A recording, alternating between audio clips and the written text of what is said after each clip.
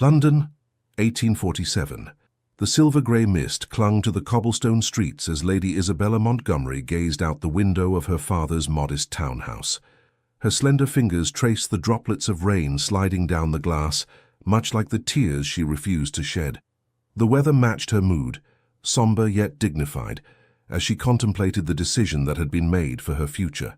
"Hey, Isabella, are you listening to me?" The Earl of Westmoreland's voice, once commanding and confident, now carried the desperate edge of a man facing ruin. She turned from the window, her emerald eyes meeting her father's weathered face.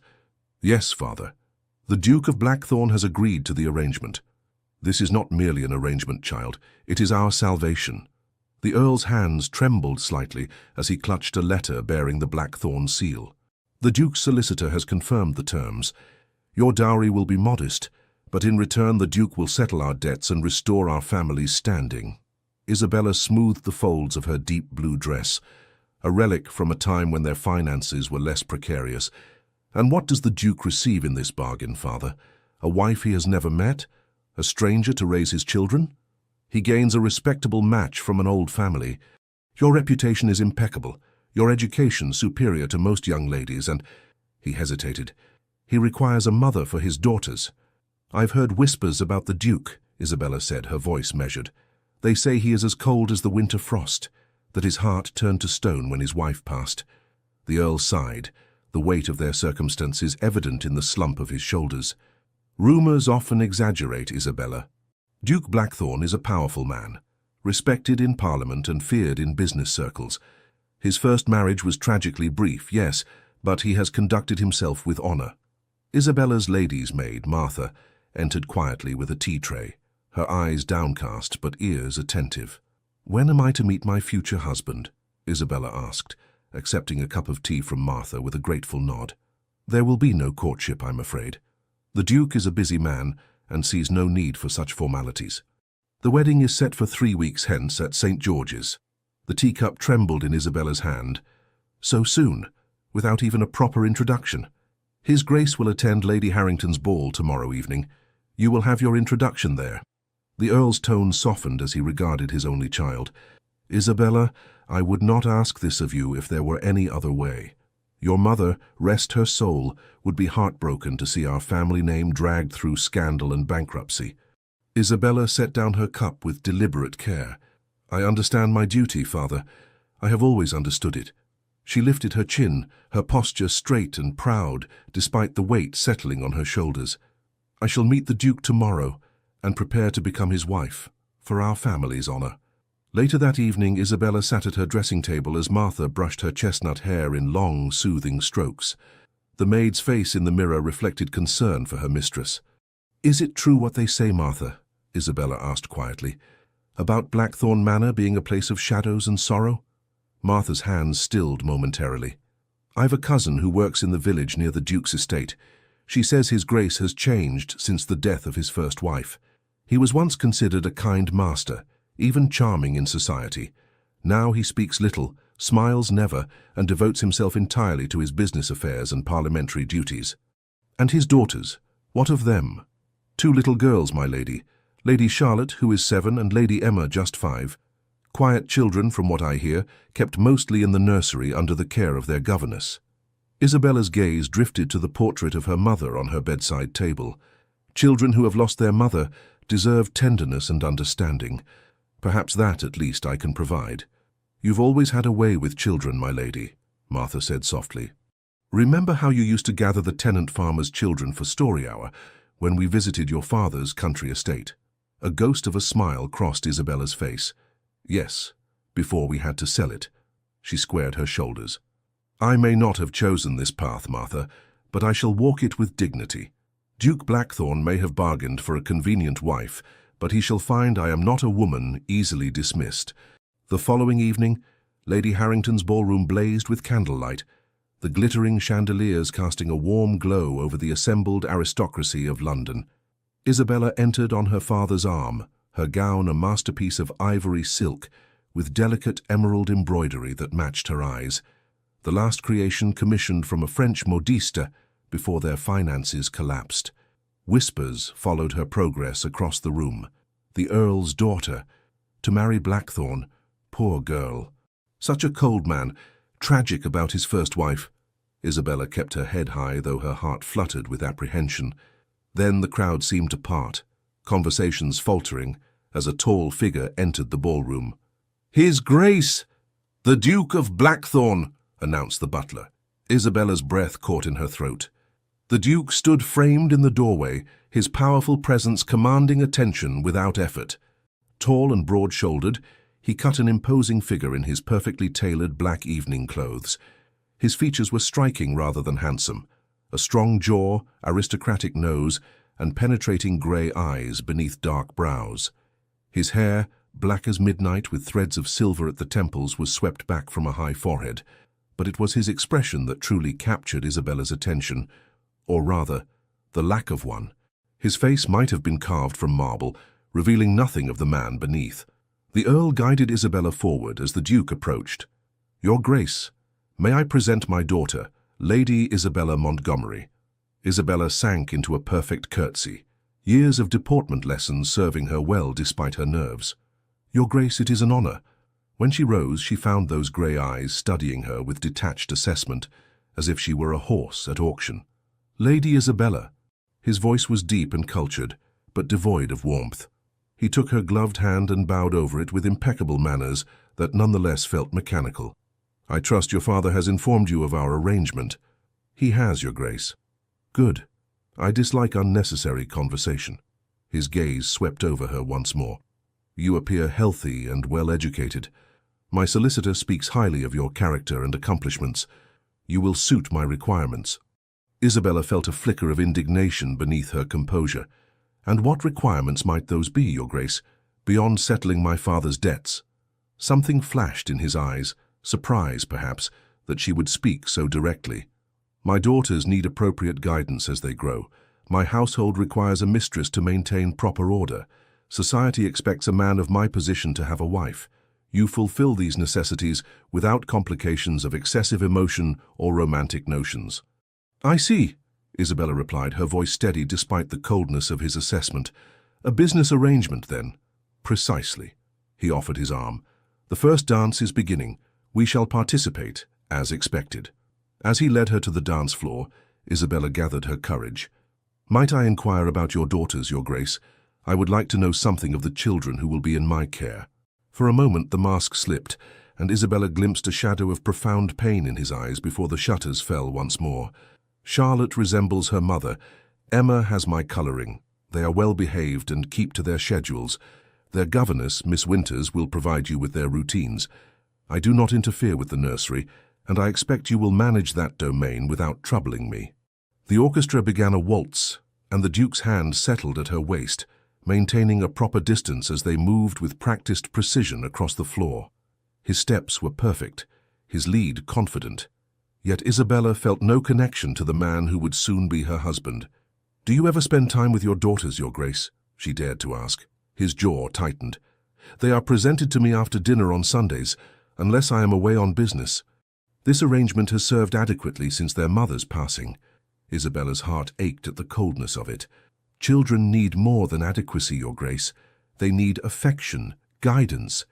"What they need," he interrupted, his voice low and cutting, "is stability and proper upbringing. Sentimentality is a luxury I neither indulge in nor encourage. Remember that, Lady Isabella, when you come to Blackthorn Manor." As they continued to dance in silence, Isabella studied the man who would become her husband. Behind that impassive facade, and beneath those harsh words, she sensed not cruelty, but something far more complex, a pain so deep it had transformed into a fortress. The music drew to a close, and the Duke escorted her back to her father with a formal bow. "The wedding preparations proceed as planned. My solicitor will call upon the Earl tomorrow with the final contracts." He turned to Isabella. "I depart for Blackthorn Manor in the morning, and shall return only for the ceremony. Good evening, Lady Isabella." With that he strode away, leaving Isabella to contemplate the life that awaited her, with a man who seemed determined to keep his heart locked away from the world, and from the wife who would soon share his name, but perhaps never his soul. 3 weeks later, beneath the soaring arches of St. George's, Hanover Square, Isabella stood beside the Duke, as they exchanged vows. His responses were clear and precise, hers steady despite her uncertainty. When the moment came for him to kiss his bride, he placed a brief, formal kiss upon her lips that held not a hint of affection. As they turned to face the sparse gathering of witnesses, the Duke leaned close to her ear and whispered words that froze her heart. "My heart died with the mother of my daughters. Remember that, Duchess, and expect nothing more than what we have agreed upon." Isabella felt the weight of the blackthorn signet ring on her finger as she walked down the aisle on her new husband's arm. Behind her practiced smile lay a silent promise to herself. This cold, wounded man might have secured her hand in marriage, but she would not allow his bitterness to define her future or that of the two little girls waiting at Blackthorn Manor. The carriage rattled over the winding country road, carrying Isabella away from everything familiar. Seated across from her, the Duke remained silent, his attention fixed on documents from a leather portfolio. He had spoken barely 20 words since leaving London, making it abundantly clear that conversation was not among his priorities. As twilight descended, Blackthorn Manor finally came into view through a break in the ancient oaks lining the drive. Isabella leaned forward, her breath catching at the sight. Rising against the darkening sky stood a grand Tudor mansion, its stone facade weathered by centuries, wings stretching outward like great arms embracing the formal gardens. Lights glowed in scattered windows, yet something in its aspect suggested more shadows than warmth. "We have arrived," the Duke stated unnecessarily as the carriage slowed. Isabella gathered her composure. "It's magnificent. It has stood for 400 years.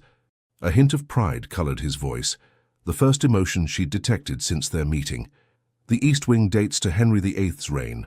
Subsequent generations added the rest. The carriage halted before the main entrance, where a double row of servants stood waiting. As they descended, an elderly man in impeccable livery stepped forward. "Welcome home, Your Grace, and welcome to Blackthorn Manor, Your Grace," he said, bowing deeply to Isabella. "Thank you," Isabella faltered, realizing she did not know the man's name. "Hawkins, Your Grace. I have served as butler at Blackthorn Manor for 32 years. His formal demeanor softened slightly. "We are all most pleased to welcome a new Duchess." The Duke cut in before Isabella could respond. "Has Miss Winters brought the children down as instructed?" "Yes, Your Grace. They await in the blue drawing-room." Isabella's heart quickened at the prospect of meeting her stepdaughters. The Duke offered his arm with mechanical courtesy, leading her through the grand entrance hall with its soaring ceiling and ancestral portraits watching from the walls. Hawkins opened a set of double doors, announcing, "His Grace, the Duke of Blackthorn, and Her Grace, the Duchess." Two small figures stood side by side near the fireplace, backs straight and faces solemn. Behind them waited a thin woman with greying hair pulled severely back, whom Isabella presumed to be Miss Winters, the governess. Isabella's gaze fixed on the children. The elder, Charlotte, had delicate features framed by golden curls, while little Emma's dark hair and grey eyes marked her unmistakably as her father's daughter. Both wore identical blue dresses with white pinafores, their expressions carefully neutral, yet Isabella detected a flicker of curiosity in their eyes. The Duke cleared his throat. "Charlotte, Emma, this is Lady Isabella Montgomery, now the Duchess of Blackthorn. She will be mistress of this house and responsible for your upbringing." Isabella stepped forward, ignoring protocol to kneel before the children, bringing herself to their eye level. "I am so pleased to meet you both," she said warmly. "I hope we shall become good friends." Charlotte, the 7-year-old, executed a perfect curtsy. "Welcome to Blackthorn Manor, Your Grace." Her voice was clear but hesitant, as if reciting a carefully memorized greeting. 5-year-old Emma followed her sister's example, though her curtsy wobbled slightly. "Welcome, Your Grace," she echoed, her voice barely above a whisper. Isabella smiled gently. "Perhaps when we are alone you might call me Isabella. Your Grace seems rather formal between family, does it not?" Before either child could respond, Miss Winters stepped forward with a disapproving frown. "The young ladies have been taught proper address for all occasions, Your Grace. Familiarity can breed carelessness in manners." Isabella rose, keeping her expression pleasant, despite the rebuke. "Of course, Miss Winters. I would never wish to undermine your excellent guidance. However, I believe there is a time for formality and a time for family warmth." The Duke watched this exchange with impassive features. The children should retire now. They have been kept from their routine long enough. Might I accompany them to the nursery? Isabella asked. I would like to see them settled. A look of surprise crossed the children's faces, quickly masked as they glanced at their father. That will not be necessary, the Duke replied. Miss Winters manages the evening routine efficiently. Isabella persisted gently. Even so, I would value the opportunity to become familiar with their quarters and routine. Unless there is some objection. For a moment the Duke seemed about to refuse, but instead gave a curt nod. As you wish. Hawkins will show you to your chambers when you are ready. I have correspondence to attend to. He turned to leave, then paused. Charlotte, Emma, conduct yourselves properly for your new stepmother. After he departed, an uncomfortable silence fell over the room. Isabella smiled at the children, determined to bridge the awkwardness. Shall we proceed to the nursery then? Perhaps you might show me the way. Charlotte looked uncertainly at Miss Winters, who nodded stiffly. The young ladies may lead you, Your Grace. I shall follow to ensure they do not overtire themselves with excessive chatter. As they climbed the grand staircase, Isabella attempted gentle conversation. Do you enjoy reading, Charlotte? I brought several books that I loved as a child. Miss Winters selects our reading materials, Charlotte replied cautiously. We read improving texts and practice our penmanship daily. And you, Emma, do you have a favorite story? The younger girl glanced back at the governess before whispering, I like the one about the little duck. Miss Winters interjected, Lady Emma refers to a moral tale about obedience and the consequences of wandering from one's proper place. It serves as an excellent lesson. Isabella contained a sigh, beginning to understand the rigid atmosphere that surrounded these children. The nursery suite, when they reached it, reinforced her impressions. The rooms were immaculate, with educational charts adorning the walls and not a toy out of place. While comfortable and well-appointed, it lacked the warmth and small touches of disorder that should accompany childhood. After watching the girls change into nightgowns with the help of a nursery maid, Isabella asked if she might read them a bedtime story. The young ladies have a strict schedule, Your Grace, Miss Winters objected. They retire precisely at 7 o'clock after prayers and a review of tomorrow's lessons. Isabella noticed Emma's crestfallen expression and made a decision. I appreciate your dedication to routine, Miss Winters, but tonight is special. As their new mother, I would like this privilege. Her tone was gentle but firm. Perhaps we might bend the rules just this once. The governess's lips thinned with disapproval, but she could hardly refuse the new duchess outright. As you wish, Your Grace. I shall use the time to prepare tomorrow's scripture lesson. When Miss Winters withdrew to an adjoining room, Isabella sat on the edge of Charlotte's bed, gesturing for Emma to join them. Both girls seemed hesitant, unaccustomed to such informality. Now then, Isabella said softly, shall I tell you a story my mother once told me? It was my favorite when I was just your age, Emma. As Isabella wove a tale of a brave princess who rescued her kingdom through kindness and cleverness rather than force, she watched the children's expressions gradually relax. Emma's eyes widened with wonder, while Charlotte, though maintaining her composure, leaned forward slightly in interest. When the story concluded, Emma looked up at Isabella with the first genuine smile she had shown. I like that story better than the duck one. So do I, Isabella confided, tucking the blankets around her. Perhaps tomorrow we might read another. Charlotte, more cautious than her sister, asked, will you be managing our lessons now, Your Grace?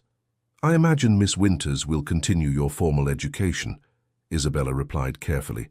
But I hope to spend time with you both each day. Would you like that? Charlotte glanced toward the door where Miss Winters had disappeared. Father says we must not be a burden to anyone. The simple statement revealed volumes about the Duke's household. Isabella gently touched Charlotte's cheek. You could never be a burden, dear one. Getting to know you both will be my greatest joy. After bidding the girls good night, Isabella found Hawkins waiting to escort her to her chambers. As they walked the long corridor, she gathered her courage to ask, Hawkins, how long has Miss Winters been with the children? Since shortly after the late Duchess's passing, Your Grace. Nearly 4 years now. And before that? What was the household like when the first Duchess was alive? Hawkins hesitated, his professional demeanor momentarily troubled. It would not be my place to discuss such matters, Your Grace.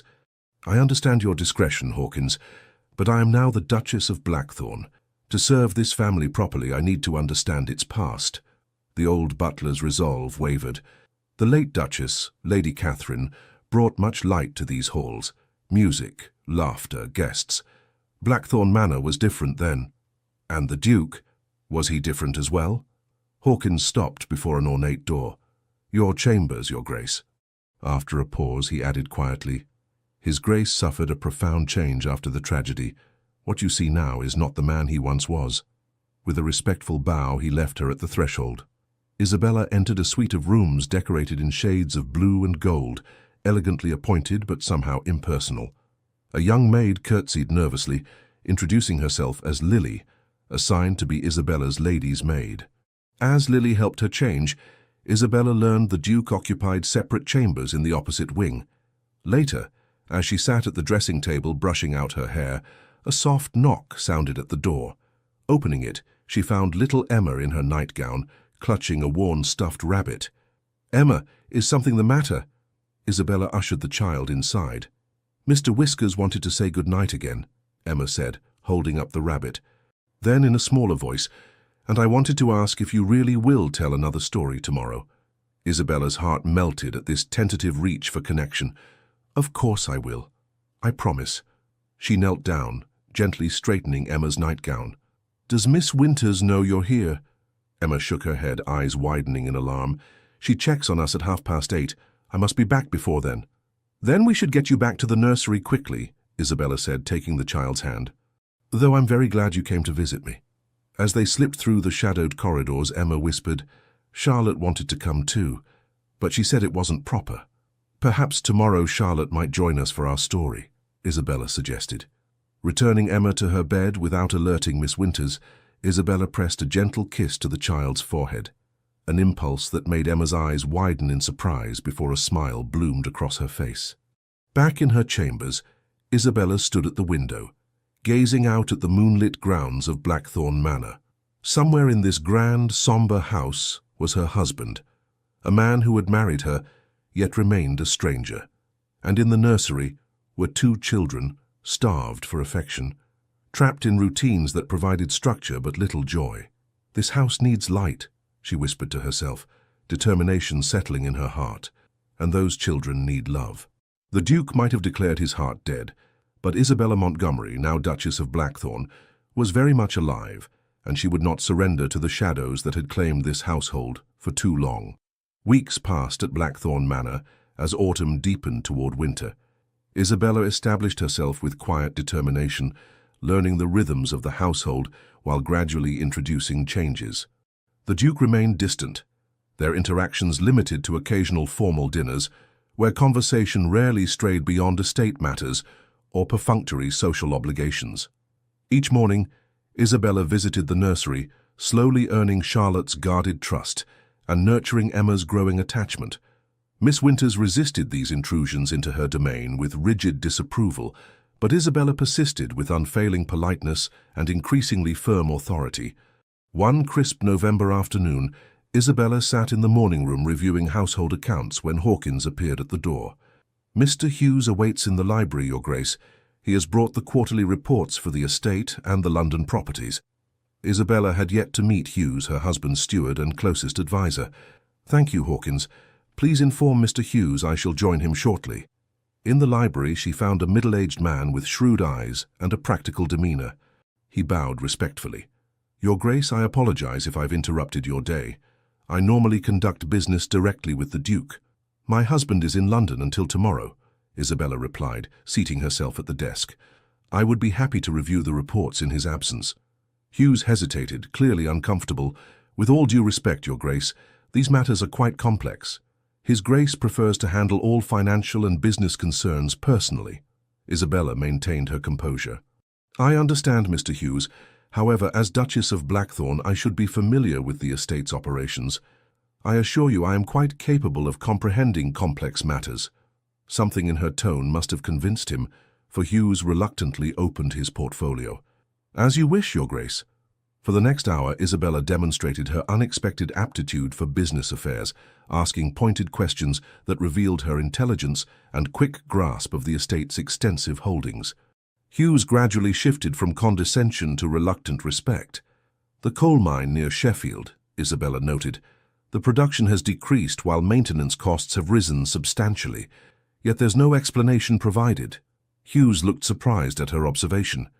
A situation His Grace is monitoring. There have been concerns about unsafe conditions raised by the workers.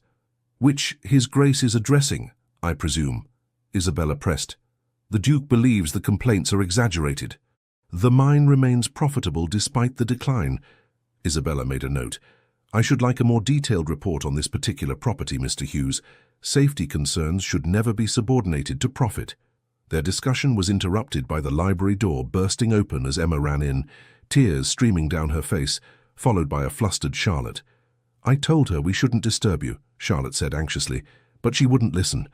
Isabella immediately rose, concern replacing her business demeanor. What's happened, Emma? The little girl threw herself into Isabella's arms, a gesture that would have been unthinkable weeks earlier. Miss Winters took it away, she sobbed. She said it was inappropriate and childish. Took what away, darling? Isabella soothed, stroking Emma's dark hair. Mr. Whiskers, Charlotte explained quietly. Her rabbit. Miss Winters found it during inspection and said Emma is too old for such attachments. Isabella's expression hardened, even as her voice remained gentle. Mr. Hughes, please excuse me. This requires my immediate attention. Hughes gathered his papers, looking uncomfortable but not unsympathetic. Of course, Your Grace. I shall return tomorrow when His Grace is present. Isabella found Miss Winters in the schoolroom, methodically sorting through a cupboard. On a high shelf sat Emma's beloved stuffed rabbit. Miss Winters, a word, if you please, Isabella said, her voice controlled despite her anger. The governess turned, her face a mask of righteous authority. Your Grace, I was just explaining to the young ladies that proper young women do not form inappropriate attachments to toys. Lady Emma must learn to conduct herself with decorum. Emma is 5 years old, Isabella countered. There is nothing improper about a child treasuring a comfort object. With respect, Your Grace, the late Duke's mother established strict guidelines for raising Blackthorn children. Indulgence leads to weakness of character. Isabella stepped closer, lowering her voice. I am aware of tradition, Miss Winters, but I am now responsible for these children's well-being. Emma will have her rabbit returned immediately. His Grace entrusted me with his daughters when he made me their stepmother, Isabella interrupted firmly. Unless you wish to take this matter to him directly, I suggest you defer to my judgment. The threat of involving the Duke, who detested domestic disturbances, was effective. With rigid disapproval, Miss Winters retrieved the rabbit and handed it to Isabella. Thank you, Isabella said with perfect courtesy. Now I believe the children might benefit from an afternoon in the gardens before the weather turns. I shall accompany them myself. That evening, Isabella sat at her writing desk, penning a letter, when a knock sounded at her door. Opening it, she found herself face to face with her husband, returned early from London. Your Grace, she said, surprised, we did not expect you until tomorrow. Evidently, he replied, his expression unreadable. May I enter? Isabella stepped aside, suddenly aware she was dressed in her nightgown and robe. The Duke rarely sought her out, and never in her private chambers. He remained standing, formal, despite the hour. I understand there was an incident with Miss Winters today. Isabella straightened, prepared to defend her actions. There was a disagreement regarding Emma's comfort toy. I felt Miss Winters's approach was unnecessarily severe. Miss Winters has threatened to resign her position. She feels her authority has been undermined. I see. Isabella met his gaze steadily. Would you prefer I had not intervened when Emma was in tears? I prefer order in my household, he said coldly. The children have a structured routine that has served them well. Your interference creates confusion. Isabella felt her temper rise. With respect, Your Grace, a routine that leaves a child sobbing over a beloved toy is not serving anyone well. Your daughters need warmth and understanding, not just rules and schedules. You have been their stepmother for barely 6 weeks. Miss Winters has guided them for 4 years. And in those 4 years, have you seen them laugh freely? Have they run to you with their small joys and sorrows? Do they know they are loved unconditionally? Isabella challenged. The Duke's jaw tightened. Sentimentality is not a luxury I provide. as I made clear before our marriage. The Blackthorn name carries responsibilities that transcend personal indulgence. Love is not an indulgence, it is a necessity, Isabella countered, especially for children who have lost their mother. At the mention of their mother, something flashed in his eyes, that same pain she had glimpsed at their first meeting. "You know nothing of what they lost," he said, his voice dangerously quiet. "Then tell me," she implored, softening her approach. "Help me understand what happened to Catherine, to you. How can I properly care for your daughters if their past remains shrouded in mystery?" He turned away abruptly. "Catherine's death is not a subject for discussion. As for Miss Winters, she will remain in her position. However," he hesitated, "you may continue your daily visits to the nursery. The children seem improved since your arrival." This grudging concession surprised Isabella. "Thank you, Your Grace." He moved to leave, then paused at the door. "Hughes informs me you reviewed the quarterly reports today." Isabella tensed, uncertain if this constituted another transgression in his eyes. "Yes, I hope you don't object." He was impressed by your understanding of the figures. Most unusual in a woman. Before she could determine if this was criticism or praise, he continued, "The Sheffield mine situation requires attention. I shall review your notes on the matter."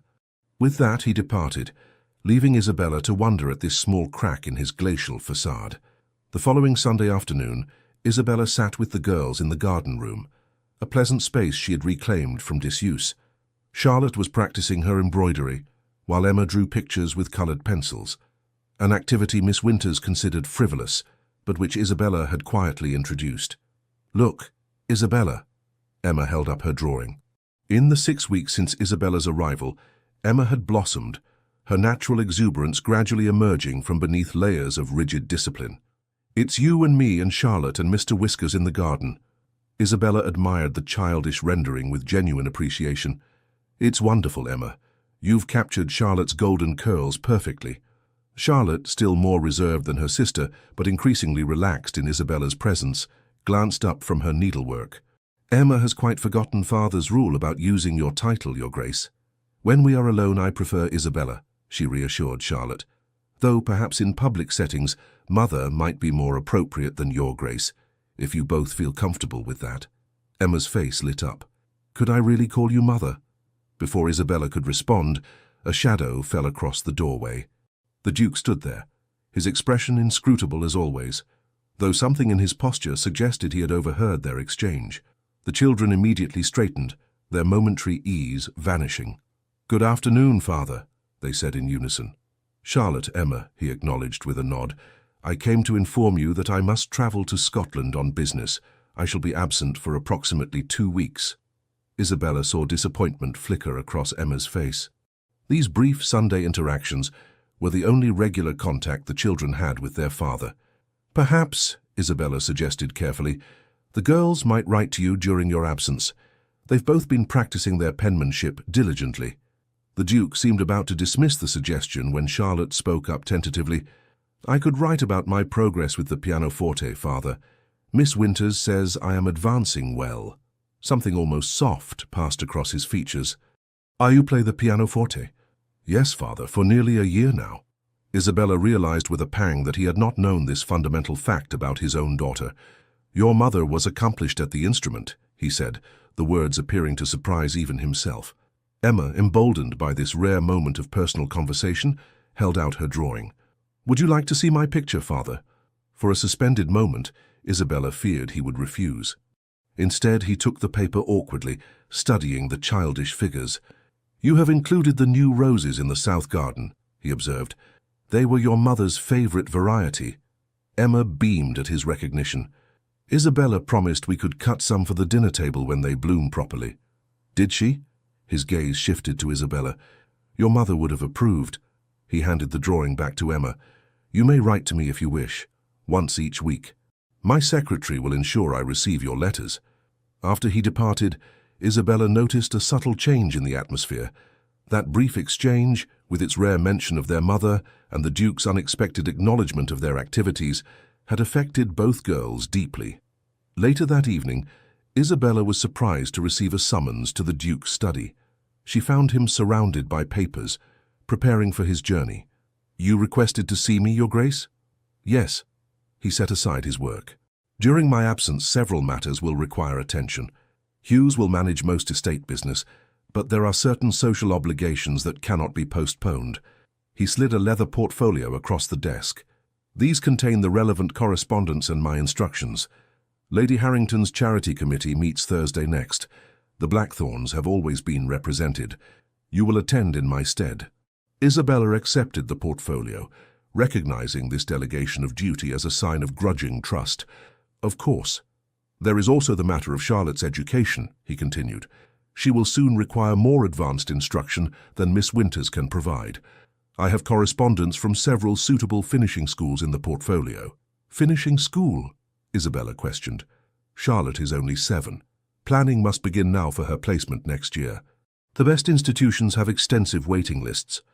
Isabella hesitated, then ventured, "Have you considered a governess specifically trained in advanced subjects? Charlotte could remain at Blackthorn while receiving an education equal to any school." His eyebrows rose slightly at her counter-proposal. "You have given this some thought." "I have," Isabella admitted. "Charlotte is exceptionally bright, but still young. Separation from her sister and home might do more harm than good at this stage." The Duke studied her with new attention. "You've formed attachments to my daughters rather quickly." "They are remarkable children," Isabella said simply. "It would be impossible not to care for them." Something shifted in his expression, not warmth exactly, but a momentary lowering of his guard. "My mother was sent to boarding school at 8. She considered it formative to her character." "Times have changed," Isabella suggested gently. "Modern educational philosophies recognize the importance of family bonds alongside academic rigor. You speak as though you have studied such matters." "My own mother believed in education for women. She ensured I was taught by the finest tutors available, including subjects normally reserved for gentlemen." Isabella paused. "I would wish the same for Charlotte and Emma." The Duke tapped his fingers on the desk, considering. "Present me with alternatives when I return. I will consider your recommendations alongside the traditional options." As Isabella turned to leave, he added, "One more matter. During my absence, you have my authority to review and sign any urgent correspondence Hughes brings regarding the Sheffield mine situation. I've informed him of this arrangement." Surprised by this unprecedented delegation of business affairs, Isabella simply nodded. "I shall handle it with care." "I believe you will." For the briefest moment, something almost like respect showed in his eyes. "Good night, Isabella." It was the first time he had used her given name. The Duke's absence created space for subtle changes at Blackthorn Manor. Isabella established a new rhythm for the children's days, maintaining the structure they needed, while incorporating periods for play, music, and exploration of the estate grounds. Miss Winters remained rigid in her disapproval, but adapted to the adjusted schedule with grudging compliance. The charity committee meeting presented Isabella's first major social appearance as Duchess of Blackthorn. Lady Harrington and her circle initially received her with cool curiosity, clearly expecting little from the daughter of an impoverished earl who had married into one of England's oldest dukedoms. Isabella surprised them with her intelligence, poise, and thoughtful contributions to their planned hospital fundraising. By the meeting's end, several ladies had issued invitations for tea, and Lady Harrington herself remarked, "Blackthorn has chosen more wisely than we expected, my dear." "I believe it was necessity, rather than wisdom, that guided his choice," Isabella replied with disarming honesty. "But I intend to prove worthy of the position nonetheless." News of the Duchess's successful social debut travelled quickly. When a package arrived from London containing an exquisite paisley shawl with a brief note, "For the hospital fundraiser, Blackthorn," Isabella recognized it as her husband's acknowledgement of her efforts. At the end of the Duke's first week away, Hawkins brought Isabella an express letter bearing an unfamiliar seal. Inside was a report from the Sheffield mine manager, detailing deteriorating conditions and increasingly vocal worker protests. "His Grace should have been informed immediately," she told Hughes, when he arrived in response to her summons. These safety concerns required immediate attention. Hughes shifted uncomfortably. The manager was instructed to report directly to His Grace, not to circumvent proper channels. "While men's lives hang in the balance," Isabella's voice was sharp with disbelief. "I'm going to Sheffield today." "Your Grace, that would be most irregular. A lady of your position visiting an industrial site." "A lady of my position has a responsibility to the people whose labor supports our privilege," Isabella countered. "Make the arrangements, Mr. Hughes, and send word ahead. I wish to see actual working conditions, not a sanitized presentation." 2 days later, Isabella returned to Blackthorn Manor, her elegant traveling clothes bearing traces of coal dust despite efforts to clean them. She immediately summoned Hughes and the estate solicitor to the library. "The conditions are unconscionable," she declared, spreading out notes and sketches she had made. "Inadequate supports, poor ventilation, children as young as 8, working 12-hour shifts in spaces barely large enough for their small bodies. Such practices are common throughout the industry," the solicitor pointed out. "That does not make them acceptable," Isabella replied firmly.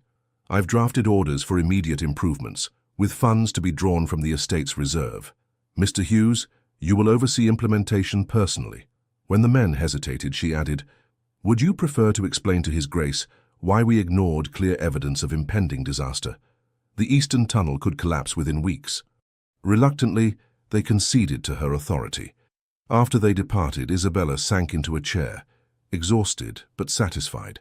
She had no illusion that her husband would approve of her actions, but she could not ignore such suffering when she had the power to address it. That evening, as she sat with Charlotte and Emma during their supper hour, she found herself the recipient of shy admiration. "Mrs. Pembroke in the kitchen says you went to help the mining families," Charlotte said carefully, watching Isabella's reaction. "She says you're a true lady, caring for those less fortunate." Isabella smiled, touched by this evidence that her actions were noticed even by the children. "Everyone deserves safety and dignity, Charlotte.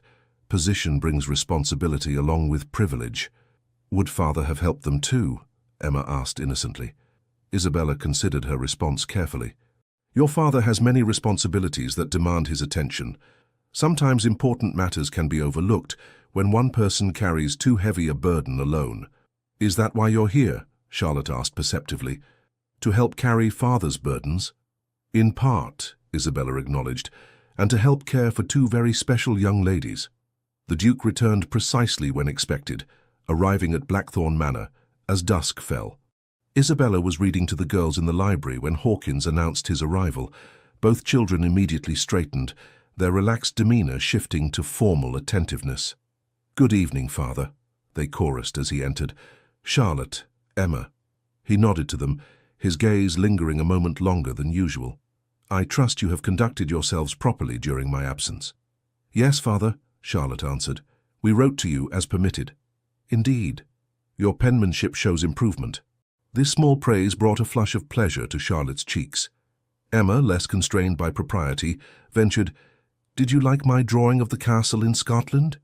"It was imaginative," he replied, the faintest hint of softness in his tone. "Though I suspect the actual fortress has fewer turrets." Isabella marked their place in the book and rose. "The children have been exemplary.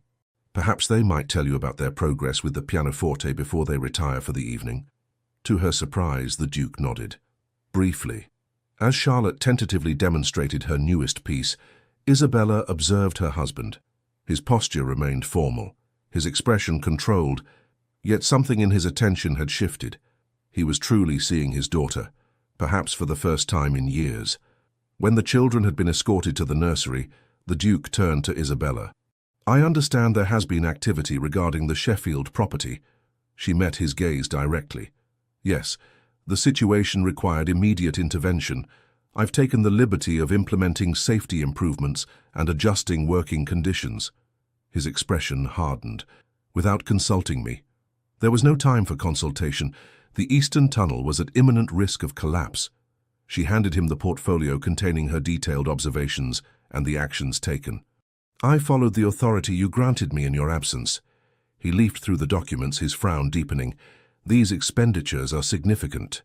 "Less costly than compensation to widows and orphans," she countered, "or the damage to the Blackthorn name should negligence be proven." For a tense moment she expected his anger. Instead, he closed the portfolio with deliberate care. "You've exceeded your instructions, but your assessment appears thorough. The changes will stand." Isabella barely contained her surprise at this concession. "Thank you. You visited the site personally," he noted, his tone impossible to interpret. "I did. How else could I properly evaluate the conditions?" The Duke studied her with that same unreadable expression. "Most women of your station would consider such a visit beneath their dignity." "Perhaps," Isabella replied, "but not beneath their humanity." Something flickered in his eyes, surprise, perhaps, or reluctant respect. "You continue to confound expectations, Duchess. I shall take that as a compliment, Your Grace." The smallest hint of a smile touched his lips before vanishing. "See that you don't make a habit of managing my affairs without consultation." "Of course not," she agreed, "though I hope you might consider consulting me more regularly on matters where a different perspective could prove valuable." He regarded her for a long moment. "Perhaps. Now, if you'll excuse me, I have correspondence to attend to." As weeks passed, subtle changes continued at Blackthorn Manor. The Duke began joining them for tea in the afternoons when his schedule permitted. These occasions remained formal, his conversation primarily directed toward the children's education and activities. Yet Isabella noticed he listened more than before, occasionally asking questions that suggested genuine interest in their development. December brought preparations for Christmas, a season Isabella discovered had been observed with minimal festivity since Catherine's death. When she proposed more elaborate celebrations, she expected resistance. "The children deserve to experience the joy of the season," she ventured during one of their rare private dinners. "I thought perhaps a small tree in the drawing room, some simple decorations." The Duke set down his wineglass. Catherine was particularly fond of Christmas traditions. She insisted on greenery throughout the house and gifts for every servant. The unexpected mention of his late wife left Isabella momentarily speechless. "Then perhaps we might honor her memory by restoring some of those traditions." He studied the candle flame between them. "The first Christmas after her passing, I couldn't bear to continue the customs she had loved. It seemed a mockery of her absence." His voice had lost its usual cool precision, revealing a glimpse of the pain he typically concealed. "The children were too young to remember how it had been before." "But they're old enough now to create new memories," Isabella said gently. "Memories that include happiness alongside remembrance." His gaze met hers across the table, more open than she had ever seen it. "You may proceed with your plans, within reason." "Thank you." Isabella hesitated, then added, "Might I ask, what gifts did Catherine typically choose for the girls?" A shadow of pain crossed his face, but he answered, "Books for Charlotte. She recognized her scholarly nature even as an infant. For Emma," he paused, "musical toys." Catherine believed Emma would have her talent for music. Isabella absorbed this rare glimpse into the family's past. "She sounds like a remarkable woman who knew her daughters well." She was. For once, he didn't retreat from the subject. Intelligent, compassionate, stubborn when she believed herself right. Not unlike... He stopped abruptly. "Not unlike," Isabella prompted softly. The Duke rose, his momentary openness vanishing. "It grows late. Good night, Isabella." Though he had withdrawn, Isabella recognized the significance of what had occurred. For the first time, he had voluntarily spoken of Catherine, sharing memories instead of burying them beneath silence. Christmas at Blackthorn Manor transformed the somber household. Under Isabella's direction, evergreen boughs adorned mantels and stairways, red ribbons brightened dark wood paneling, and the scent of spiced cider filled the air. The servants moved with new energy, many expressing quiet gratitude for the return of traditions long abandoned. On Christmas Eve, Isabella arranged a small gathering in the main drawing room. The children, dressed in their finest, gazed in wonder at the decorated tree. A tradition still novel in many English homes, but one Isabella's mother had embraced years earlier. "It's magical," Emma whispered, touching a glass ornament with reverent fingers. Even Miss Winters, still stiff but gradually less antagonistic toward Isabella's influence, admitted the decorations showed appropriate restraint while honoring the season. When the Duke entered, Isabella held her breath, uncertain how he would react to the physical transformation of spaces long kept unchanged. He paused in the doorway, his gaze sweeping over the festive scene, lingering on his daughters' excited faces. "You've been busy, Duchess," he observed, but without censure. "Do you approve, Father?" Charlotte asked, a rare hint of eagerness in her voice. Something in his expression softened as he looked at his eldest daughter. "It reminds me of Christmases past. Your mother would have found it suitable." From him this constituted high praise.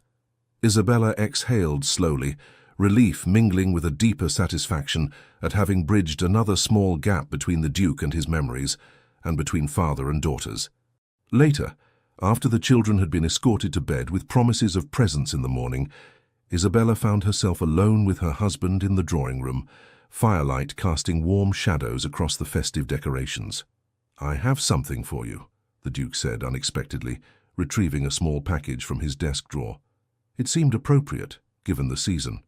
Isabella accepted the carefully wrapped parcel with surprise.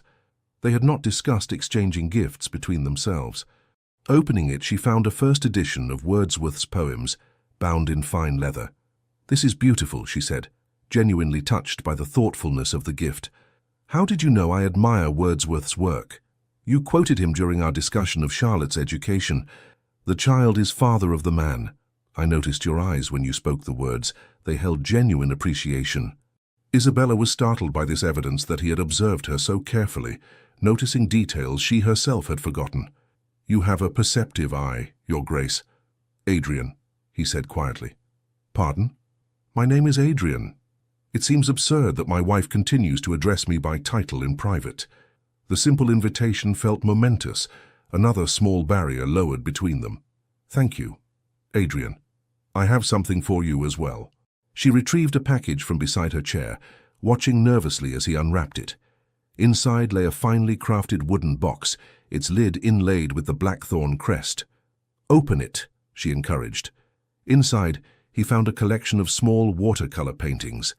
The children in the garden, Charlotte at the pianoforte, Emma feeding birds in the park, both girls beside the Christmas tree. "I've been practicing my watercolors," Isabella explained, suddenly shy. "I thought you might like to have these moments, especially when your duties take you from home." Adrian stared at the paintings, his expression unreadable. For a terrible moment, Isabella feared she had presumed too much, crossed an invisible line into matters too personal. "Catherine used to sketch them," he said finally, his voice low. "I have a collection of her drawings from their infancy. I haven't looked at them since you lost her," Isabella finished gently. "I didn't know.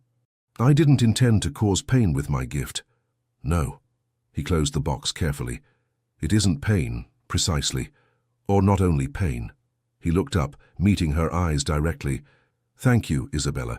It is thoughtful." In the silence that followed, something shifted between them. Not dramatic, but perceptible. A small current of understanding that had not existed before. "Would you tell me about her?" Isabella asked softly. "Not now, perhaps, but someday. The girls have so few memories, and I think remembering might hurt less than trying to forget." Adrian's gaze returned to the fire.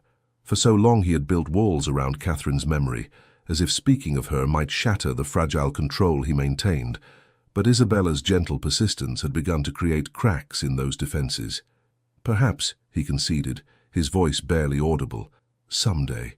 As Isabella prepared for bed that night, she reflected on the months since her arrival at Blackthorn Manor. The household remained far from the warm family home she had secretly hoped to create, but change was happening, slowly, almost imperceptibly at times, but undeniably real. The Duke, Adrian, remained a complex, guarded man, but she had glimpsed enough of the person beneath the formal exterior to understand that his coldness masked profound pain rather than cruelty. The girls were blossoming under her care, finding balance between proper behavior and childhood joy. And Isabella herself had found unexpected purpose in her arranged marriage, not merely in fulfilling social obligations, but in healing a fractured family. Whatever the future might hold, she had already accomplished more than she had dared hope on that rainy day when her father had announced her betrothal. As she drifted towards sleep, Isabella recalled Emma's words earlier that evening. "This is the best Christmas ever." For a child who had known only somber observances of the holiday, perhaps it was. And perhaps, Isabella thought with cautious hope, it marked the beginning of better days for all at Blackthorn Manor. Spring arrived at Blackthorn Manor, breathing new life into gardens long neglected. Under Isabella's direction, Catherine's beloved rose garden had been restored, and now crimson and ivory blooms climbed trellises where only thorns had remained. Nearly 6 months had passed since her wedding day, 6 months of gradual, often painful progress in thawing the frost that had encased the Blackthorne family. The Duke, Adrian as she now thought of him, though she rarely used his name aloud, maintained his reserve, but moments of connection had grown more frequent, especially regarding the children. Emma now ran to Isabella without hesitation, offering uninhibited affection that warmed her heart. Charlotte, still more cautious by nature, had nonetheless developed a quiet confidence in Isabella's presence, sharing her thoughts and concerns with increasing openness. Even Miss Winters had grudgingly adapted to Isabella's influence, though she maintained her belief in strict discipline. The household staff had transformed from silent, efficient shadows to individuals who occasionally smiled and spoke freely in the Duchess's presence. On a particularly fine April morning, Isabella sat at her desk reviewing correspondence when Hawkins appeared at her door, his dignified demeanor disturbed by unusual agitation. "Your Grace, a gentleman has arrived requesting an immediate audience with His Grace. The Duke is meeting with his solicitor in London today," Isabella reminded him. "He isn't expected until evening." "Yes, Your Grace. I informed the gentleman, but he insists his business cannot wait." Hawkins hesitated. "He claims to be Mr. James Harlow, brother to the late Duchess." Isabella set down her pen. Catherine's family had never visited Blackthorne Manor during Isabella's residence, nor had Adrian ever mentioned them. "Did the Duke leave instructions regarding Mr. Harlow?" "No, Your Grace. To my knowledge, Mr. Harlow has not called at Blackthorne Manor in nearly 4 years." "I see." Isabella considered the implications. "Please show Mr. Harlow to the blue drawing room. Offer refreshments and inform him I shall join him shortly." After Hawkins departed, Isabella took a moment to compose herself. This unexpected visitor likely represented another piece of the puzzle that was Adrian's past, and potentially another source of pain. In the drawing room, she found a man in his early 30s with fair hair and Catherine's delicate features. He paced near the window, tension evident in his posture. "Mr. Harlow," Isabella greeted him. "I am Isabella Blackthorne, Duchess of Blackthorne." He turned, surprise flickering across his face before he bowed correctly. "Your Grace, I apologize for the intrusion. I was unaware the Duke had remarried." "Last autumn," she confirmed, gesturing for him to be seated. "My husband is in London on business today. How may I assist you?" Harlow remained standing, his expression troubled. "I must speak with Blackthorne directly. It concerns a matter of family importance." "I understand. However, as he will not return until evening, perhaps you might share the nature of your business with me. As his wife, I may be able to help." Harlow studied her with undisguised assessment. "With respect, Your Grace, you cannot possibly understand the history involved. This matter dates back to my sister's death." Isabella maintained her composure despite his dismissal. "Mr. Harlow, I am well aware that your sister's passing left profound wounds. While I cannot claim to know all that transpired, I have come to care deeply for the family she left behind, including her daughters." At the mention of the children, his expression changed. "Charlotte and Emma, how are they? I haven't seen them since Catherine's funeral. Blackthorne cut all ties with our family after—" "After what, Mr. Harlow?" Isabella prompted gently when he hesitated. He sank into a chair, the fight seeming to leave him. "After I accused him of being responsible for her death." Isabella controlled her shock. "Perhaps you should explain." "Catherine was always vibrant, full of life," Harlow began, pain evident in his voice. "When she married Blackthorne, they seemed genuinely happy. But after Emma's birth, something changed. Catherine became withdrawn, frightened. In her letters, she hinted at dark moods, at Blackthorne's increasingly controlling behavior." He leaned forward intently. "The official account claims she died of a fever, but I never believed it. Her last letter to me expressed fear, not of illness, but of her husband. She wrote she had discovered something that changed everything, that she needed to speak with me urgently. But she fell ill before that could happen," Isabella surmised. "Conveniently so," Harlow's tone was bitter. "Blackthorne claimed she collapsed suddenly, that the doctor was summoned too late. He refused to allow our family to see her before burial." Isabella processed this disturbing account. What brings you to Blackthorn Manor now, after 4 years? Harlow reached into his coat, withdrawing a folded paper. This arrived yesterday from a former lady's maid who served Catherine. The woman is dying and claims her conscience won't allow her to take certain knowledge to the grave. He handed the letter to Isabella. She writes that Catherine confided in her about a hidden diary, concealed somewhere in Blackthorn Manor. Catherine apparently recorded her fears and suspicions there, including what she discovered about her husband. Isabella read the maid's trembling script with growing unease. The letter contained no specifics about what Catherine had allegedly discovered, only the maid's conviction that the diary would reveal the truth about her Grace's final days. "You believe this diary exists and contains evidence against my husband," Isabella stated, keeping her voice neutral. "I believe my sister deserves justice," Harlow replied. "For 4 years, I've lived with the conviction that Blackthorn was somehow responsible for her death, yet without proof I could do nothing." Isabella carefully folded the letter, gathering her thoughts. "Mr. Harlow, these are serious implications against a man who, in my experience, deeply mourns your sister still." "Does he?" Harlow asked skeptically. "The man I knew was consumed by ambition and control. Catherine's letters described how he changed after they married, becoming distant, cold, obsessed with his business affairs and political connections. The description matched the Adrian that Isabella had first encountered, yet contradicted the glimpses she had seen of the man beneath that frozen exterior. "What do you intend to do with this diary, should it exist?" she asked. "That depends on its contents," Harlow admitted. "If it confirms my suspicions, I would seek justice through legal means. If I was wrong," he hesitated, "then perhaps I might finally find peace with my sister's passing." Isabella made her decision. "Mr. Harlow, I cannot permit you to search Blackthorn Manor in my husband's absence. However, I am not unsympathetic to your need for closure." She rose, her mind working rapidly. "I propose this. Remain as our guest until my husband returns. I will speak with him about the matter privately first, which may prepare him to receive you more favorably." Harlow looked skeptical. "Blackthorn will never willingly discuss Catherine with me, let alone acknowledge this diary." "Perhaps not," Isabella conceded, "but he might with me." She did not add that she too now felt compelled to discover the truth, not only for Harlow's sake, but for her own and for the children's future. After arranging for Harlow's accommodation in a guest wing far from the family apartments, Isabella retreated to the library, her mind troubled. The accusations against Adrian seemed incompatible with the man she had come to know, yet she could not dismiss them entirely. His refusal to discuss Catherine's death had always struck her as excessive, even for a grieving widower. Could there be truth to Harlow's suspicions? The possibility chilled her. Yet Isabella's instincts, which rarely misled her, suggested something more complex than the simple narrative of villainous husband and victimized wife. When Adrian returned that evening, Isabella knew immediately that he had already been informed of their visitor. His expression was thunderous as he strode into the private sitting room where she waited.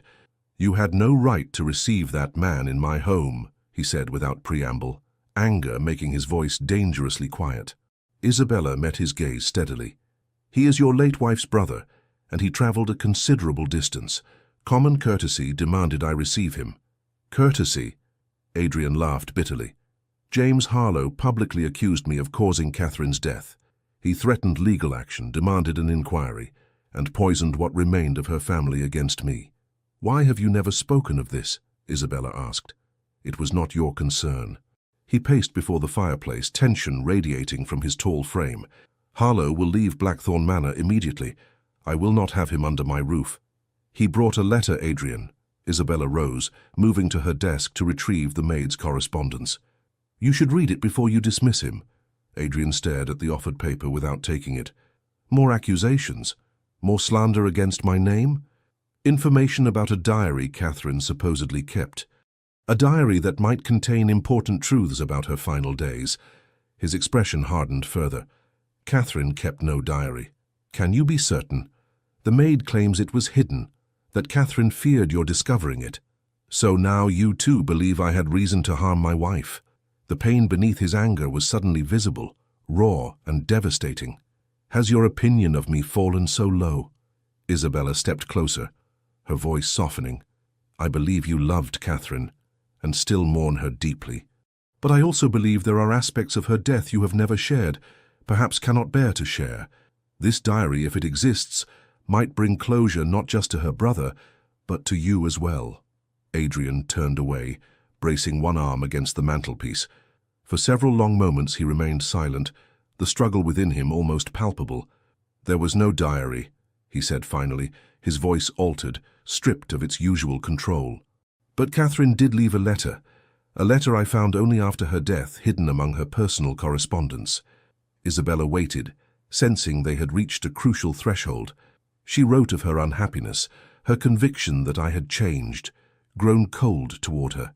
She spoke of suspicions, he faltered, suspicions that I had betrayed her, that my frequent absences concealed an affair. "And had you?" Isabella asked gently. "Never." The word emerged with fierce conviction. "I loved Catherine completely. My absences were necessitated by the reforms I was quietly supporting in Parliament, reforms that required delicate political maneuvering, often behind closed doors. You didn't tell her about your political work?"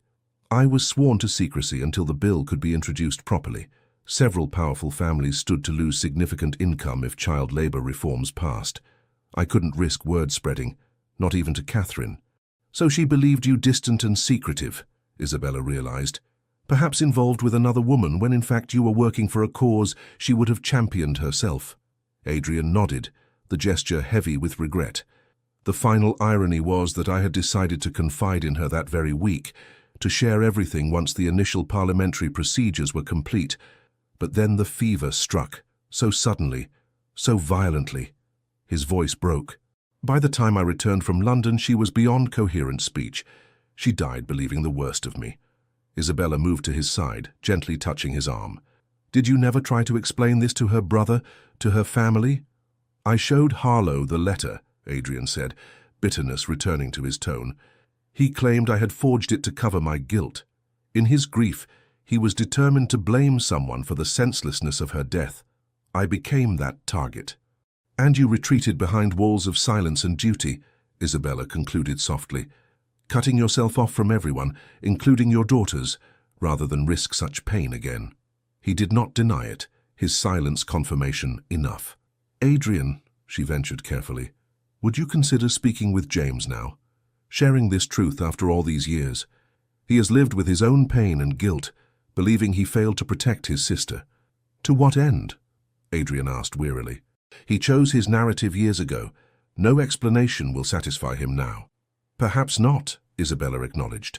"But you have daughters who deserve to know their mother was loved truly and well by their father. And you—" She hesitated, then continued with gentle firmness, "You deserve to forgive yourself for circumstances beyond your control." Adrian's gaze met hers, the grey eyes that had once seemed so cold, now revealing depths of suppressed emotion. "How you believe I should revisit this pain? Open these wounds again?" "I believe," Isabella said carefully, "that wounds left to fester in darkness never truly heal. Perhaps bringing truth to light is the only path to genuine peace for all who loved Catherine." The following morning, Isabella arranged for the children to visit a neighboring estate where a spring fair was being held, ensuring they would be absent during the difficult conversation to come. In the formal study, Adrian sat behind his desk, his posture rigid as Hawkins showed James Harlow in. The two men regarded each other with wary hostility, years of blame and bitterness standing between them like a physical barrier. "Blackthorn." Harlow's greeting was cold. "Harlow." Adrian's response equally so. Isabella moved to stand beside her husband's chair, her presence a silent support. "Gentlemen, I suggested this meeting in hopes that honest dialogue might begin to heal old wounds. Mr. Harlow, my husband has agreed to address your concerns directly." Adrian's expression remained impassive, but Isabella noticed the slight tremor in his hand as he reached for a drawer in his desk. From it, he withdrew a small leather case, opening it to remove a folded letter yellowed with age. "4 years ago I showed you this letter," Adrian began, his voice controlled. "You dismissed it as a fabrication. I ask you now to read it again, not with the immediate rage of grief, but with the perspective time provides." Harlow hesitated, then accepted the letter. As he read Catherine's handwritten words, his expression shifted from skepticism to confusion. "If this is genuine," he began. It is, Adrian interrupted. Compare it to her other correspondence if you doubt. Then why would Catherine believe you unfaithful? She was not a fanciful woman given to baseless jealousy. Adrian exhaled slowly. During the months before her death, I was engaged in confidential work supporting the Factory Act amendments. Reform that would limit child labor in mines and factories required discretion, as several influential families opposed any such restrictions. Understanding dawned in Harlow's eyes. The Carmichael Bill. You were involved with that legislation. I provided critical support and evidence gathered from my own industrial holdings. The work necessitated many evenings away, meetings that could not be disclosed without endangering the bill's passage. Why didn't you tell Catherine? I was bound by promises of absolute secrecy until the initial reading. The opposition would have used any leak to undermine our position. Adrian's voice roughened. I intended to explain everything to her that final week, but the fever took hold so rapidly. Harlow sat back, visibly processing this information. If what you say is true, then for 4 years I've blamed you unjustly. And for 4 years, I have lived with the knowledge that my wife died believing I had betrayed her trust, Adrian responded, unexpected emotion breaking through his control. Which of us has carried the heavier burden, Harlow? Isabella placed a gentle hand on Adrian's shoulder, feeling the tension in his muscles. Perhaps you both honored Catherine's memory in your own ways. Mr. Harlow by seeking justice for her, and my husband by protecting their daughters and continuing the charitable work she valued. Harlow studied the letter again. She writes here of evidence, of proof she had discovered. What was she referring to? Adrian frowned. I never knew. The fever came so suddenly after she wrote this. By the time I returned from London, she was delirious, calling for her mother, for the children. His voice faltered. The doctor said the infection had reached her brain. The maid's letter mentions a hidden diary, Harlow persisted. Could that have contained what she believed was evidence? Catherine kept no diary that I ever saw, Adrian maintained. After her death, I preserved her rooms exactly as she left them for nearly a year before I could bear to have her personal items sorted. No diary was found. An idea formed in Isabella's mind. Perhaps it wasn't kept in her obvious personal spaces. If Catherine believed she needed to hide her thoughts, she turned to Harlow. Did your sister have a special place, a retreat within the house? Harlow considered this. She wrote often of the small conservatory adjoining her sitting room. She said it was where she felt most at peace, surrounded by her plants and drawings. Adrian nodded slowly. She spent hours there, especially after Emma's birth. It was her private sanctuary. Could we examine it? Isabella suggested. If Catherine hid something, that might be where she would choose. The conservatory had been maintained like the rest of the house, clean and functional, but without the loving attention that had once made it Catherine's haven. Potted plants still occupied the shelves and stands, though they were more ordered, less exuberant than they might once have been. Nothing here has been significantly altered, Adrian explained, his voice oddly subdued in this space so intimately connected to his first wife. The basic furnishings remain as Catherine arranged them. Isabella moved carefully through the small glass-enclosed room, trying to see it through Catherine's eyes. Where would a woman hide her most private thoughts in a space that was otherwise open to household staff? Her attention was drawn to a delicate writing desk positioned to catch the morning light. Did Catherine use this desk regularly? Daily, Adrian confirmed. She wrote her correspondence here, made sketches of the gardens, planned her household improvements. Isabella examined the desk carefully. It was a beautiful piece, inlaid with mother-of-pearl in a floral pattern. Such desks often have hidden compartments, she mused, running her fingers along the edges. My father had one with a drawer that could only be accessed by pressing a specific section of the inlay. Adrian stepped closer, his expression conflicted. Catherine treasured this desk. It was a wedding gift from her grandmother. Isabella studied the intricate pattern, noticing that one flower, a lily, stood out from the others, its petals slightly more raised. On impulse, she pressed it gently. A soft click sounded, and a narrow panel on the desk side slid open, revealing a small hidden compartment. There is something, Isabella said softly, reaching into the space. She withdrew a small leather-bound book, its pages well filled with Catherine's distinctive handwriting. The three stood in silence, staring at the diary that had remained hidden for more than 4 years. I should read it first, Adrian said finally, his voice strained. If it contains what Harlow suggests. No, Isabella countered gently. We should read it together, both of you who loved her, with me as witness. Whatever truths it contains affect all of us now. They moved to Catherine's sitting room, the tension palpable as Isabella carefully opened the diary. The early entries confirmed what they already knew: Catherine's growing concern over Adrian's absences, her fear that he had become distant, her confusion about the change in their once warm relationship. Then came an entry dated 3 days before her final illness began. I can no longer deny the evidence before me. A returns from his meetings with a peculiar scent upon his clothes, not a woman's perfume as I had feared, but something medicinal. Today I found a letter in his coat pocket from Dr. Wells regarding treatments and cautions. My husband is ill, perhaps gravely so, and concealing it from me. This explains his pallor, his exhaustion, his reluctance to share my bed. Why would he hide such a matter unless the diagnosis is dire? I am frantic with worry, yet must pretend ignorance. Tomorrow I shall visit Dr. Wells myself and demand the truth. Isabella looked up from the page to find Adrian's face drained of color. Dr. Wells, he said hoarsely, the physician consulting on the child labor reform. He was documenting the effects of mine conditions on workers' health, including me, as I had spent days in the mines gathering first-hand evidence. Harlow leaned forward. You were investigating conditions personally?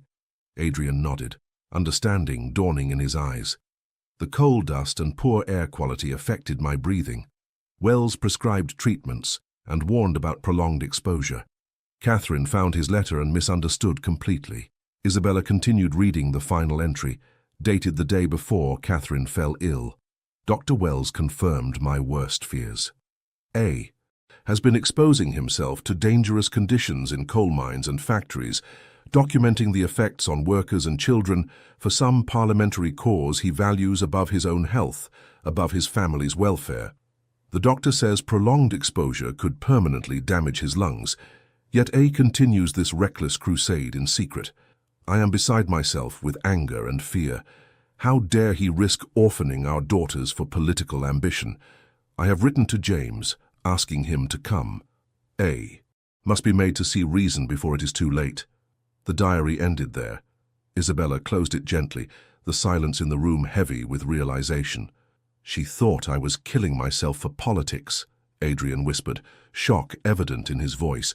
She died believing I valued reform above her and our daughters. No, Isabella corrected softly. She died fearing for you, angry because she loved you too much to accept your risking your life, even for a worthy cause. Harlow's expression had transformed, as understanding replaced suspicion. This was the evidence she mentioned, proof not of infidelity or cruelty, but of self-sacrifice taken too far. He looked at Adrian with new eyes. She was frightened for you, not of you. Adrian stood abruptly, moving to the window. His rigid posture betrayed the storm of emotion he fought to control. All these years, he said, his voice barely audible. All these years of believing she died thinking the worst of me, when in fact she died loving you so deeply that the thought of losing you was unbearable. Isabella finished for him. Harlow rose, his own composure fragile.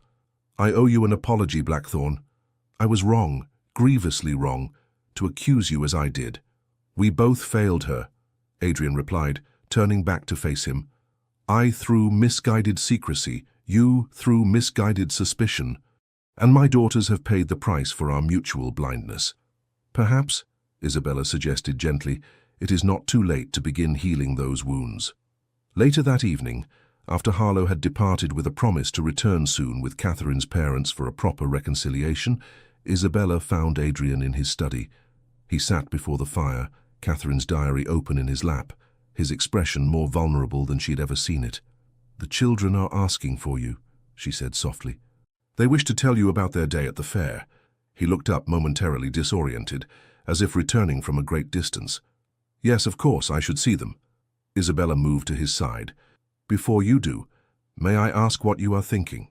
I am thinking, he said slowly, of all the years wasted in bitterness and self-recrimination, years when I withdrew from my daughters because seeing Catherine in their faces caused too much pain. You protected them as best you knew how, Isabella offered. No. His denial was firm but without anger. I failed them, just as I failed Catherine by not trusting her with the truth of my work. He closed the diary carefully. I told myself I was honoring her memory by maintaining the strict routines she established, but in reality I was hiding from the joy she would have wanted for her children. Isabella knelt beside his chair, taking his hand in hers. Adrian, you cannot change the past, but the future remains unwritten. Your daughters need their father, not a distant guardian, but the man Catherine loved, the man who was willing to risk his health to protect children he'd never met. He turned to her, his grey eyes searching her face as if seeing her truly for the first time.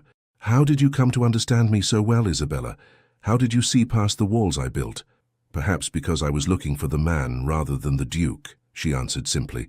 From our first meeting, I sensed your coldness masked something deeper. A ghost of a smile touched his lips. Even when I told you my heart had died with Catherine.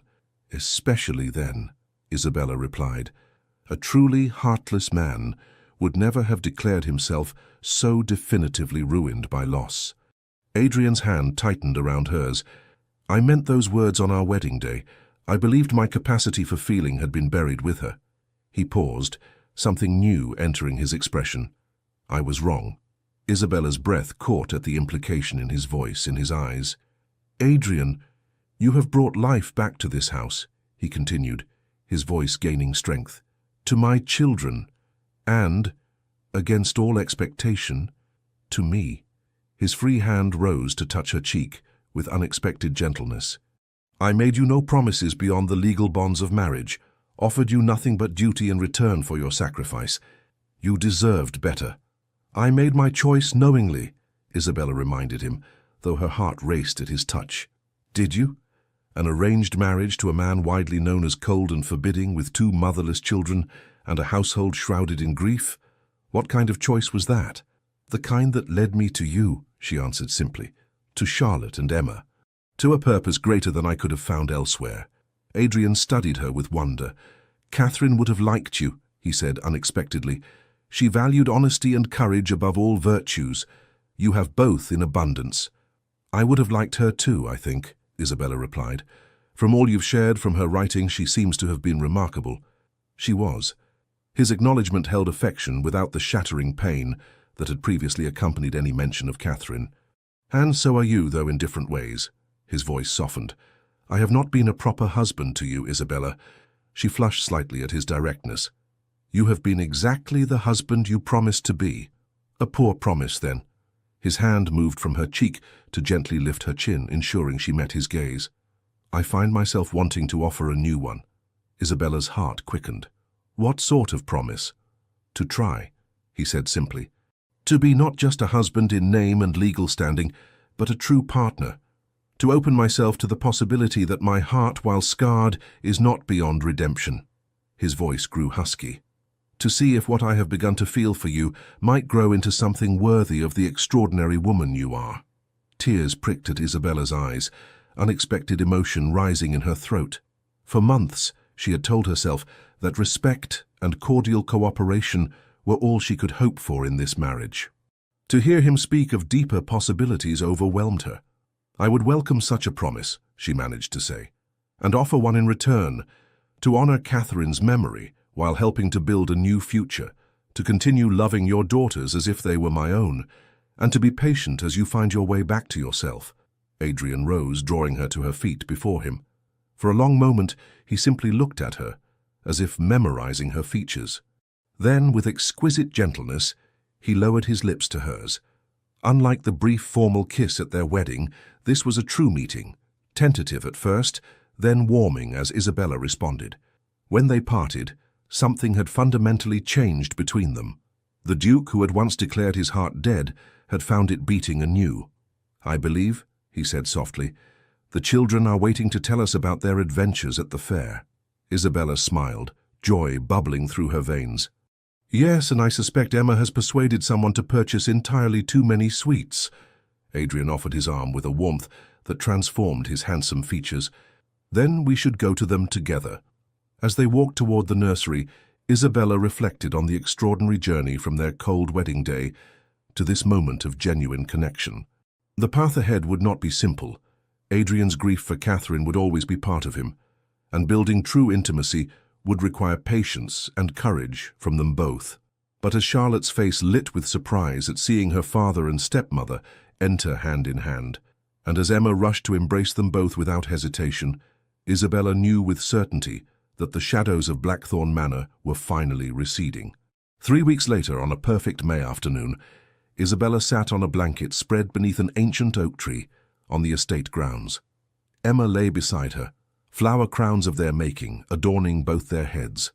Charlotte sat nearby, reading aloud from a book of poetry, her natural reserve giving way to animated expression as she shared verses she loved. The sound of approaching hoofbeats drew their attention. Adrian rode toward them, having returned from visiting tenants on the far side of the estate. He dismounted gracefully, handing the reins to a waiting groom. "Father," Emma called, jumping up to run to him. "Isabella taught us to make flower crowns like queens wear." To Isabella's delight, Adrian knelt to receive his younger daughter's enthusiastic embrace without reservation. "Did she indeed? It becomes you, Your Majesty." He bowed playfully, drawing giggles from Emma. Charlotte approached more sedately but with equal warmth. "We've been reading Wordsworth, Father. Isabella says you used to read poetry aloud in the evenings." "Many years ago," Adrian acknowledged, his eyes meeting Isabella's over their daughter's head. "Perhaps it's time to revive the tradition." He joined them on the blanket, his formal riding clothes incongruous against the informal setting, yet his ease with his family transforming him from the austere duke to simply a man enjoying a spring day with those he loved. As Charlotte resumed reading, Adrian's hand found Isabella's, their fingers intertwining naturally. The simple touch conveyed more than grand declarations could: a promise kept, a future embraced, a heart once thought dead, now vibrantly alive. The afternoon sun cast golden light across Blackthorn Manor in the distance, its ancient stones no longer seeming forbidding but protective, sheltering the family that had found its way back to joy within its walls. Isabella gazed at the faces around her, Charlotte's growing confidence, Emma's uninhibited happiness, and Adrian's transformed countenance. The whispered words at the altar that had once chilled her heart, "My heart died with the mother of my daughters," had proven false, not through deception, but through healing. In their place, a new truth had emerged. Love, once known, could be found again, different perhaps, shaped by experience and loss, but no less profound for the journey taken to reach it. As Adrian's thumb traced gentle circles on her palm, Isabella felt a sense of completion that transcended the practical arrangements that had brought her to Blackthorn Manor. What had begun as duty had blossomed into something far richer. A love built on understanding, respect, and the courage to embrace life after loss. The Duke had kissed her at the altar with cold formality and whispered words of finality and grief. But here, beneath the spreading oak with their family surrounding them, his eyes promised a future neither of them could have imagined on that grey London day. A future built not on forgetting the past, but on honouring it, while daring to write a new chapter together. The end. Dear listener, as the sun sets on Isabella and Adrian's story, perhaps you find a familiar echo in your own heart. The walls we build after profound loss, not unlike those of Blackthorn Manor, may seem to protect us but often only imprison our ability to feel again. Life rarely follows the paths we plan. Like Isabella, many of us face circumstances we didn't choose, discovering strength we didn't know we possessed. The winter of grief, no matter how long or bitter, eventually yields to spring's gentle persistence. In your own journey through the seasons of life, remember that healing doesn't dishonor what was lost. Adrian feared that loving again would betray Catherine's memory, when in truth, his capacity to love again honored the gift she had first awakened in him. Perhaps you too have known closed doors, silent rooms where memories echo, or gardens where once vibrant flowers gave way to thorns. Know that it is never too late to tend those gardens again, to allow light back into shadowed corners of your heart. Your story, like all the best ones, is still being written. Whatever chapter you find yourself in tonight, whether one of challenge or triumph, may you rest peacefully knowing that even the most tightly sealed hearts can open again to joy. The courage to begin anew, to reach for connection despite past wounds, remains one of life's most profound acts of faith. Like Isabella extending her hand to two frightened children, sometimes the bravest thing we can do is simply to offer tenderness in a world that has known too much coldness. As you close your eyes tonight, may you feel embraced by the same protective warmth that finally filled Blackthorn Manor. May your dreams be gentle, your rest deep, and may you awaken ready to discover what new gifts tomorrow holds. For in the end, it is never too late to find that our capacity for love and healing runs deeper than our wounds. The heart, once thought beyond redemption, proves itself remarkably resilient when given the chance to beat anew. Legends of the Fall. Thank you for staying with us until the end of this emotional journey. We hope Isabella and Adrian's story reminded you that even the coldest hearts can beat again, and that love can grow in the unlikeliest places. If this story moved you, please consider supporting our channel. Like the video, share your thoughts in the comments, share this story with someone who loves historical romance, and subscribe so we can continue telling stories filled with love, redemption, and emotional twists. At the end of this video, you'll see a suggestion for another story from our channel. Click and be surprised by another heart-stirring tale like this one.